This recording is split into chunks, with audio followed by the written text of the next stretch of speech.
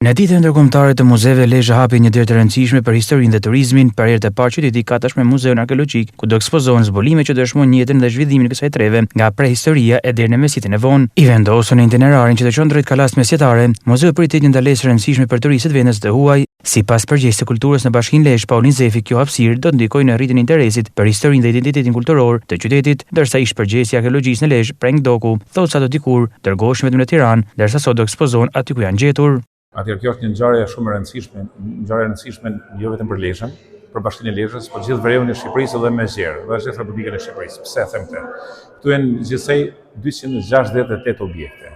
Pjesa më e madhe për tyre përkasin fondit që ka zbuluar vetë Frano Prendi, gërmimet që ka zbuluar Frano Prendi vitet 60 dhe vitet 70 shekullit kaluar.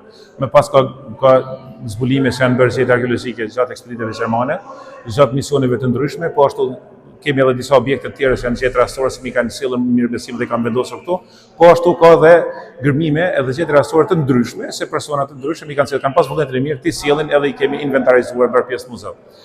Këtu nis në periudhën më çose llogarizim, në periudha prehistorike, mi kemi vendosur me rend kronologjik në periudha historike deri në mesjetën e vonë. Pra gjithë këtë hark kohore përfshin të objekte. Paraqesim ka vegla pune, ka mjete lufte, ka objekte zbukurimi, ka vepra arti, siç është rasti i Erosit që flasë statuja Kupit dhe vetëm statuja e zbuluar deri tani në Lezhë te Bazilika Paleokrishtiane e Shënxerxhit, kemi mbishkrime latine, mbishkrime greke, pra është një muze, unë ta quaj një muze i vogël arkeologjik, por muze i plot arkeologjik.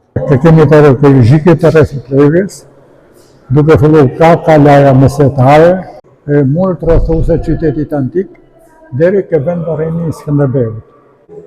Materialet që kam gjetur është një shqip aty, e kam zbulu ke kulla me veri të Kalas.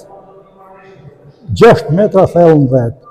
Muzeu arkeologjik është ndërtuar me financim të Bashkimit Evropian përmes programit ndërkufitar Shqipëri-Kosovë dhe vjen si muzeu i dytë në qytet, pas atij etnografik të hapur disa vite më parë.